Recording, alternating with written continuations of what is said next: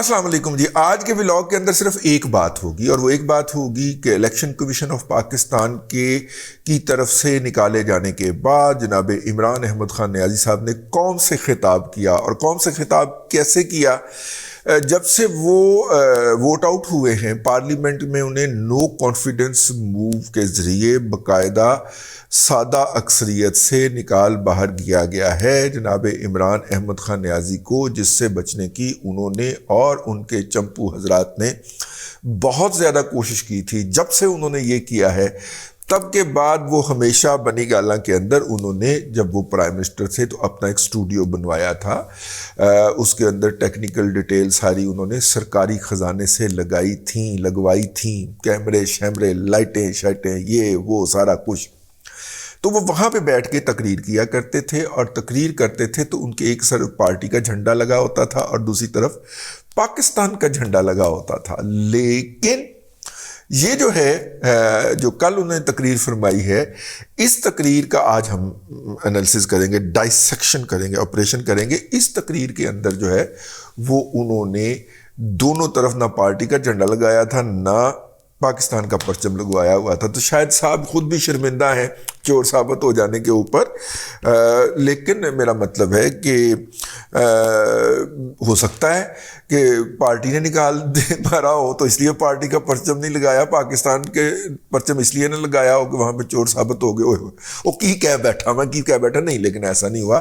ہم اس کا انالیسس کریں گے کہ عمران احمد خان نیازی صاحب جھوٹ بولتے ہیں کس طرح، بلا تردد بولتے ہیں، اور آج ہم ان کے جھوٹوں کو بے نقاب کریں گے. اس تقریر جو انہوں نے فرمائی اس کی اوپننگ جو ہے تھی وہ انہوں نے اپنے روایتی وہ اس سے کی ہے، اور روایتی تقریر کے بعد وہ فرماتے ہیں. پہلے تو میں اپنی قوم کے سامنے یہ رکھنا چاہتا ہوں یہ کیا فیصلہ ہے، یعنی یہ توشہ خانہ کیا چیز ہے. توشہ خانہ وہ ہے کہ جب ملک کا پرائم منسٹر، اس کے وزیر، اس کے آرمی چیف، ان کو جب پریزنٹس ملتے ہیں، جب وہ اقتدار میں ہوتے ہیں تو جب ان کو تحفے ملتے ہیں تو یہ جو سارے تحفے ہیں یہ جاتے ہیں توشہ خانہ کے اندر. ایک پورا ریکارڈ ادھر قائم کیا جاتا ہے. اس توشہ خانہ سے ایک قانون کے تحت آپ فیصلہ کر سکتے ہیں کہ میں ایک آدھی قیمت، ہمارے دور میں آدھی قیمت ہم دے کے ہم وہ خرید سکتے ہیں وہاں سے. سارا ریکارڈ اس کا ہے پڑا ہوا ہے توشہ خانہ میں. اب موصوف یہ کہہ رہے ہیں کہ جب آپ جاتے ہیں کہیں پہ اور وہ تحفے ملتے ہیں تو وہ تحفے لے سکتے ہیں. ایسا نہیں ہے. وہ تحفہ جو ہوتا ہے اس تحفے کے لیے عمران احمد خان نیازی صاحب نے ریکارڈ کے اوپر ہے، اور اگر آپ کو وہ ریکارڈ چیک کرنا ہے تو احمد نورانی صاحب اپنا بابا ڈانگ والا بابے ڈانگ والے کی ویب سائٹ فیکٹ فوکس پہ چلے جائیے. اس کے اندر باقاعدہ وہ نوٹیفیکیشن دیے ہوئے ہیں کہ کس طرح موصوف نے راتوں رات ایک آرڈر جاری کیا کہ جی 50% پہ نہیں، جھوٹ بول رہا ہے نا، 50% پہ نہیں 20% پہ بھی لے سکتے ہیں. تو اس نے سارے اپنے تحفے اس 20% والی رات میں نکلوائے تھے. یہ بات آپ نے ذہن میں رکھنی ہے اور اس بات سے کسی کو انکار ممکن نہیں ہونا چاہیے. یہ جو کیس اس نے کیا ہے، یہ جو کیس کے اوپر فیصلہ دیا ہے، میں آپ ساری قوم کے سامنے اب یہ کہنا چاہتا ہوں کہ جب بھی، اور انشاءاللہ ہم اب جا رہے ہیں عدالت میں آج سب کے سامنے کہنا چاہتا ہوں کہ یہ عدالت کے اندر کیس جائے گا اور اس میں ایک چیز غیر قانونی نہیں نکلے گی. اس میں ایک چیز غیر قانونی نہیں نکلے گی. غیر قانونی نکلی ہے، یہ بات آپ کو اپنی ساری رسیدیں کیوں پیش نہیں کی جناب عمران احمد خان نیازی صاحب؟ آپ نے الیکشن کمیشن کے اندر آپ نے یہ ساری چیزیں کیوں پیش نہیں کی جو آپ سکرین پہ بیٹھ کے اب جھوٹ بول رہے ہو؟ بھائی آپ تو ٹیکنیکل گراؤنڈ کے اوپر ناک آؤٹ کرنے کی کوشش کرتے رہنا کہ جی آپ سن نہیں سکتے، آپ فیصلہ نہیں دے سکتے، آپ یہ نہیں کر سکتے، آپ وہ نہیں کر سکتے. آپ رسیدیں نکال کے دکھاتے ہیں نا بھائی کہ یہ دیکھیں جناب میں پھر آدمی ہوں، اگرچہ آپ نہیں سن سکتے لیکن یہ دیکھیں. وہ نہیں دکھائیں، یہاں پہ بیٹھ کے جھوٹ بولے گا. آگے چلتے ہیں کیونکہ سارا ریکارڈ اویلیبل ہے. اور جنہوں نے قانون توڑا ہے، توشہ خانہ کا قانون کس نے توڑا ہے؟ آصف زرداری نے اور نواز شریف نے. کیسے توڑا ہے؟ انہوں نے 4 مہنگی گاڑیاں اس توشہ خانہ سے نکالی ہے. گاڑی کا بھلا کیوں ذکر کر رہا ہے؟ آپ گڈی لے آ کے گیا ہوا ہے نا، سرکاری گڈی، وہ یہ آپ ایک پرائم منسٹر ہاؤس کی گاڑی لے کے گیا ہوا ہے، اس کا پیٹرول بھی پرائم منسٹر کے اکاؤنٹ سے ڈلتا ہے، پرائم منسٹر ہاؤس کے اکاؤنٹ سے ڈلتا ہے، اس کی مینٹیننس بھی ڈلتی ہے۔ پچھلے دنوں نے کروڑوں روپے کا بل بھیج دیا کہ میں نے اس کے ٹائر تبدیل کروائے ہیں۔ تو اپنا جرم لمحہ موجود میں جو یہ کر رہا ہوتا ہے اس کا الزام دوسرے پہ لگا رہا ہوتا ہے، ٹھیک ہے؟ گڈی آپ لے آ کے گیا ہوا ہے۔ قانون یہ کہتا ہے کہ آپ گاڑیاں نہیں نکال سکتے، مجھے بھی ملی تھی، تو ان کے کیس تو سنے نہیں، ان کے 10 سال سے کیس پڑے ہوئے جو انہوں نے یہ گاڑیاں غیر قانونی طور پہ نکالی تھی، اور وہ جو کہ سارے میرے وکیل نے آج قوم کے سامنے بتایا۔ اچھا، یہ بھی جھوٹ بول رہا ہے، ان کے کیسز جو ہیں وہ الیکشن کمیشن کے پاس نہیں ہیں، ان کے کیسز جو ہیں وہ نیب کے پاس ہے، عدلیہ کے پاس ہے، ان میں سے بیشتر کیسز جو ہیں وہ سیٹل ڈاؤن ہو چکے ہوئے ہیں۔ یا تو انہوں نے وہ اشیاء واپس کر دیں اور جرمانہ بھگت لیا، یا انہوں نے اس کی جو بھی قیمت تھی وہ ادا کر لی، ٹھیک ہے؟ وہ کیسز سیٹل ہو چکے ہوئے ہیں اور وہ کورٹ آف لا میں ہوئے ہیں۔ یہ الیکشن کمیشن آف پاکستان سے ڈسکوالیفائی ہوا ہے، یہ آپ نے بات ذہن میں رکھا کہ سارا ریکارڈ اویلیبل ہے، اس کے اوپر اس نے یہ فیصلہ کیا۔ تو پہلے تو ہم جائیں گے انشاءاللہ عدالت میں، لیکن میں اس الیکشن کمیشنر کے اوپر اپنی قوم کے سامنے اس کا ذرا اصلیت رکھنا چاہتا ہوں۔ یہ وہ آدمی ہے جو پچھلے 2.5 سال سے ہمارے خلاف فیصلے دے رہا ہے۔ 8 یا 9 دفعہ اس نے ہمارے خلاف فیصلہ دیا، ہم عدالت میں گئے اور عدالت نے اس کے فیصلے اوور ٹرن کر کے ہمارے حق میں فیصلے دیے، کیونکہ اس کے جو فیصلے تھے وہ غیر جانبدار نہیں تھے۔ ہم ای وی ایم مشینز کے اوپر کوشش کرتے رہے کہ اس ملک میں صاف اور شفاف الیکشن ہو، 2 سال کوشش کرتے رہے، اس الیکشن کمیشن نے پیپلز پارٹی اور نون لیگ کے ساتھ مل کے وہ نہیں ہونے دیا۔ ہم نے عدالت میں گئے کہ جو سینٹ کے اندر پیسہ چلتا ہے سینٹ کے الیکشنز کے اندر، کہ وہ ووٹ ویریفائبل ہونی چاہیے، یعنی لوگوں کو پتہ ہونا چاہیے کہ آپ کے ایم پی کدھر ووٹ ڈال رہے ہیں۔ الیکشن کمیشن آف پاکستان وہ شخصیت ہیں، سکندر سلطان راجہ وہ بیوروکریٹ ہیں جن کو اپنا شاہد خاقان عباسی نے او ایس ڈی کر دیا تھا۔ آپ کو اس بات کو پتہ ہے؟ وہ ان کے ناپسندیدہ بیوروکریٹ میں، یعنی پی ایم ایل این کے ناپسندیدہ بیوروکریٹ میں شمار ہوتے تھے۔ اور جب Sheikh Rashid P T I کے کوٹے میں سے ریلوے کے وزیر بنے تو یہ ان کو انہوں نے اپنا سیکٹری ریلوے لگوایا، ٹھیک ہے؟ اور وہ سیکٹری ریلوے کے طور پہ جب ریٹائر ہونے لگے تو شیخ رشید نے کہہ کے ان کی سمری موو کروا کے ان کو الیکشن کمیشن آف پاکستان لگوایا۔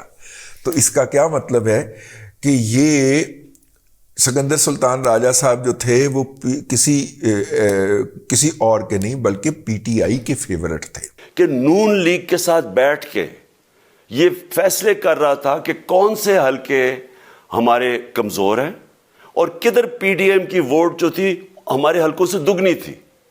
اس نے ان کے ساتھ بیٹھ کے فیصلے کیے، یہ جو ابھی حال ہی میں الیکشن ہوئے ہیں۔ یعنی الیکشن کمیشن جو ہے وہ اتنا انکمپیٹنٹ ہے کہ اس نے جو فیصلے کیے حال ہی والے الیکشن میں، اس میں عمران خان جیت گیا اور الیکشن کمیشن نے اس کو جیتنے دیا ہے۔ اور اگر الیکشن کمیشن اس کو جیتنے سے نہیں روک سکا تو اس کا مطلب ہے الیکشن کمیشن اتنا پاورفل تو نہیں ہے جس کا یہ الزام لگا رہا ہے اس کے اوپر۔ لاجیکل بات ہے نا کہ بھائی یا تو اگر الیکشن کمیشن پاورفل ہوتا تو وہ تمہارے رزلٹ چینج کر دیتا اور تم سے وہ وکٹری چھین لیتا، جبکہ ووٹنگ بھی کا ریشو بھی کم تھا۔ لیکن اگر اس نے ایسا نہیں کیا تو اس کا مطلب ہے وہ ایسا نہیں کر سکتا، تو وہ ایسا کرنے کا الزام اس پہ لگانا تو غلط بات ہوئی نا۔ اس نے پہلے بھی جب پنجاب کے بائی الیکشن ہوئے تب بھی پوری الیکشن کمیشن کی مشینری نے ان کی مدد کی، اور اس کے گورنمنٹ بھی پنجاب میں انہی کی تھی، گورنمنٹ کی مشینری نے بھی پوری مدد کی، اس کے باوجود دونوں دفعہ یہ الیکشن ہار گئے۔ اور گورنمنٹ بھی پنجاب میں انہی کی تھی، انہی کی مشینری نے ان کی مدد کی، حالانکہ پنجاب کے اندر ہونے والے الیکشن میں جو مس یوز آف اتھارٹی یہ ہوا، اور یہ تو نگلا آدمی پنجاب حکومت کے ہیلی کاپٹر پہ چڑھ کے یار جو شخص کیمپین چلاتا رہا ہو وہ دوسروں پہ الزام لگا رہا ہے کہ جناب پنجاب کی مشینری استعمال ہوئی تھی، ٹھیک ہے؟ کمال ہو گیا ویسے۔ اچھا، مزے کی بات یہ ہے کہ کے پی کے کا ہیلی کاپٹر الگ اس نے اپنی ڈسپوزل پہ رکھا ہوا ہے، پنجاب گورنمنٹ کا ہیلی کاپٹر الگ اس نے اپنی ڈسپوزل پہ رکھا ہوا ہے۔ شیر مادر سمجھتا ہے، باپ کے اس کے باپ کا پیسہ ہے نا، یہ ساری چیزیں استعمال کرتا پھر رہا ہے، کے پی کے کی بھی اور پنجاب کی بھی۔ اور جناب بننے میاں جو ہیں وہ نئی دلہن کی تلاش کے اندر، کیا کہوں اب، لیکن خیر اللہ آپ کا بھلا کرے. وہ موصوف جو ہیں 70 سال کی عمر میں بھی ان کا بچگانا نہیں جا رہا، تو بندہ کیا کہے. بدتر ہو گیا ویسے اس کے ایکچوئل شناختی کارڈ کے مطابق، لیکن وہ کہتا نہیں میں 70 کا ہوا ہوں. عورتیں جو تھیں وہ عمر چراتی ہوئی دیکھی تھیں، لیکن یہ تو مرد بھی ہو کے یار. اب دیکھیے جو جرم یہ لمحہ موجود میں کر رہے ہوتے ہیں بعین ہی اس کا الزام لگا رہے ہوتے ہیں. ادھر اے این پی کہہ رہی ہے کہ انہوں نے ریاستی استعمال کیے ہیں سارے، اور نظر آئے ہیں ریاستی ریسورسز استعمال ہوتے ہوئے، ریاستی وسائل استعمال ہوتے ہوئے نظر آئے ہیں، پنجاب کے اندر بھی اور کے پی کے اندر بھی. ان کی مخالف پارٹیوں نے کھاپ نہیں ڈالی، لیکن چونکہ وہ جرم کر چکا ہے لہذا اس کا الزام لگا کے اس نے بیلنس کرنا. اور الیکشن اس لیے ہارے کہ پاکستان کی قوم ان کو ریجیکٹ کر بیٹھی ہے، اور اللہ کا شکر ادا کرتا ہمارے ساتھ کھڑی ہے. جب ہماری گورنمنٹ گئی تب سے یہ مافیا کوشش کر رہا ہے کہ تحریک انصاف کو ختم کرنے کی. پہلے تو انہوں نے گورنمنٹ گرائی بیرونی سازش، پھر انہوں نے کروڑ روپیہ خرچ کیا، 20 یا 25 کروڑ روپے کی ووٹیں خریدی، لوگوں کو لوٹا بنایا، ہماری گورنمنٹ گرائی. اب یہ بات ثابت ہو چکی ہوئی ہے کہ اس کا جو ایک ٹھیکیدار سینیٹر بلوچستان سے منتخب ہوا تھا اس نے ووٹ خریدے تھے، نمبر 1. اور دوسرا یہ جو مافیا ہے نا، عاطف خان مافیا، جس کو آج کل 80 لاکھ روپے کا نوٹس آیا ہوا ہے طالبان کی طرف سے پیمنٹ کا، یہ عاطف خان مافیا نے بائنگ کی تھی، باقاعدہ ویڈیوز آئیں. لیکن اتنا دیدہ دلیر ہے، آپ پکڑے جانیے کہ بعد بھی کہہ رہا ہے کہ ہماری ووٹیں خریدی گئیں. یار ویسے کمال، ووٹیں بیٹھی ہوئی تھیں اور ووٹیں خریدی گئیں. چلیں آگے چلتے ہیں. اس کے بعد جب ہم نے مظاہرہ کیا، پرامن مظاہرہ، آئین اور قانون میں رہتے ہوئے، ہمیں آئین اجازت دیتا ہے پرامن احتجاج کرنے کی، ہم نے پرامن احتجاج کرنا تھا. انہوں نے جس طرح اس کے اوپر مظاہرہ ہم نے کیا 25 مئی کو، انہوں نے جس طرح کا ظلم و تشدد کیا ہمارے اوپر، پاکستان کی تاریخ میں ایسے کبھی نہیں ہوا. کسٹوڈیل ٹارچر ہوئی ہے شہباز گل کو کہ ہم قانونی کارروائی کریں گے، اس کے اوپر دہشت گردی کا کیس کر دیا. اب موصوف جو ہیں وہ شہباز گل کے اوپر تشدد کا بھی دہائی دے رہے ہیں. شہباز گل کے اوپر تشدد اگر ہوا ہے تو ایک انہوں نے جو اپنی میڈیکل ٹیم بنائی تھی، باقیوں کو تو چھوڑ دیں، باقی 2 میڈیکل ٹیمز کو یا 3 تھیں اور ان کو تو چھوڑ دیں، لیکن جو انہوں نے اپنی بنائی تھی پنجاب گورنمنٹ کی اور اپنے ڈاکٹرز دیے تھے، انہوں نے بھی اس تشدد کی تردید کی ہے کہ جی کوئی تشدد نہیں ہوا. لیکن اس کے باوجود پر اصرار کر کے رپیٹ کرتا جائے گا، کیونکہ سامنے یوتھیا مجہول القوم الجاہلیہ للعقل بالمحدود بیٹھی ہوئی ہے. اس کو یقین آ جائے گا، جھوٹ اتنا رگڑے گا کہ وہ سچ لگنا شروع ہو جائے. عدالت کے کسی فورم کے اوپر ان کے اپنے لوگوں کے اوپر مشتمل رپورٹ بنائی گئی. یہ بالکل ویسے ہے کہ ڈاکٹر وہ جو سلطان ہے شوکت خانم والا، یاد ہے نا، اس نے اور یاسمین راشد نے مل کے نواز شریف کی جو میڈیکل رپورٹ جو تھی اس کو چیک کیا تھا، اور ایک دفعہ نہیں 3 مرتبہ چیک کیا تھا وہاں پہ جا کے، اور کہا تھا کہ صورتحال خراب ہے. لیکن بعد میں کہتا رہا میرے سے دھوکہ ہو گیا اور نواز شریف کو باہر بھیج دیا گیا. اور جاتے ہی نا اس نواز شریف کے پاکستان کی جغرافیائی حدود سے باہر نکلتے ہی فوراً اس جھوٹ کو چرن کرنا شروع کر دیا. ٹھیک ہے نا. ہاں، کل رات میں نے سب کو بتا دیا کہ اس نے ڈسکوالیفائی کرنا ہے، کیونکہ یہ اس سازش کا حصہ ہے. کل رات اس نے سب کو بتا دیا تھا کہ اس نے ڈسکوالیفائی کرنا ہے، اور اس کی وجہ یہ ہے کہ وہ ایک خاتون تھی نا جس نے صبح اپنے آشنا کے ساتھ فرار ہو جانا تھا، تو اس نے رات ہی اپنی فیملی میں بیٹھ کے کہہ دیا تھا کہ صبح ہم میں سے ایک فرد کم ہو جائے گا. ٹھیک ہے، کیونکہ اس کو اپنے کرتوت کا پتا تھا نا، جو وہ کرتوت گھولنے جا رہی تھی اگلی صبح. اسی طرح موصوف کو بھی اپنے کرتوتوں کا پتا تھا کہ میرے پاس کوئی ڈیفینس نہیں ہے. جو بھی بندہ اس کیس کو دیکھ لیتا تو اسے پتا تھا یہ اوپن اینڈ شٹ کیس ہے. عمران خان کے خلاف بیشتر کیسز جو ہیں وہ اوپن اینڈ شٹ کیس ہیں.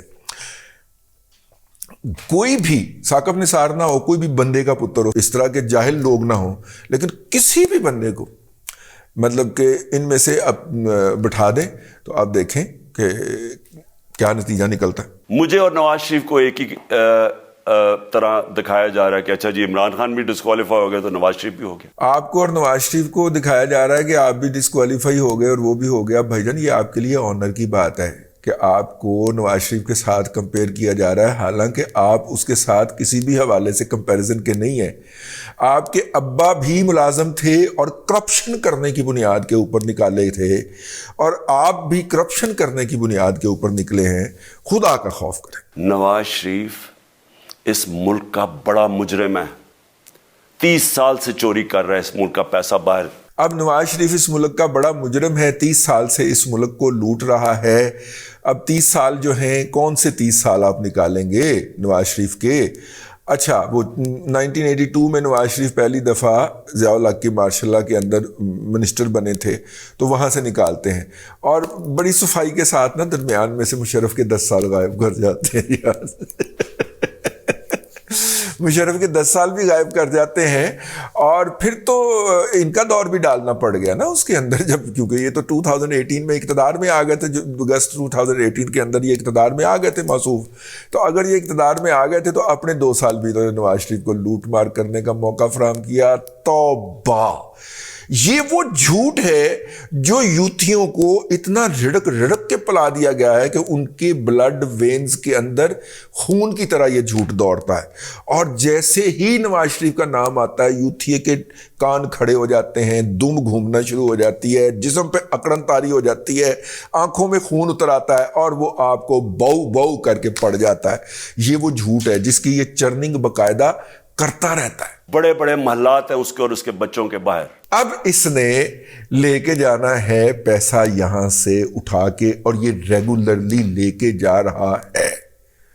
یہ اس نے پیسہ پاکستان سے, جو اس نے جلسوں کے نام پہ مختلف پارٹیوں سے اکٹھا کیا ہے, چونکہ جلسے کرنا اس کا کاروبار ہے, یہ 8-10 پارٹیوں سے ایک جلسے کے لیے پیسے پکڑتا ہے, ایک پارٹی کے پیسے لگاتا ہے, باقیوں کے جیب میں کڑمچو کر لیتا ہے. اور پھر وہ جو ہے, آپ یہ سیف اللہ نیازی طوطے کی طرح بول رہا ہے نا, بتا رہا ہے نا کہ وہ پیسے کس ذریعے سے, کس طریقے سے باہر بھیجے جاتے ہیں. اور پھر اس کے اندر جا کے امریکہ کے اندر بینامیاں جو ہیں اس کی, ہمشیرگان اس کی, ان کے نام کے اوپر بڑی بڑی جائیدادیں بنتی ہیں. تو یہ سارا میرا سلسلہ چلتا رہتا ہے. لیکن لمحہ موجود میں وہ یاد کر لینا آپ نے, میں پورا آپ دہرا کے ٹائم ضائع نہیں کرنا چاہ رہا. میں نے کرکٹ کھیلتا تھا تو میں نے ایک فلیٹ خریدا. میں تو پبلک آفس ہولڈر بھی نہیں تھا.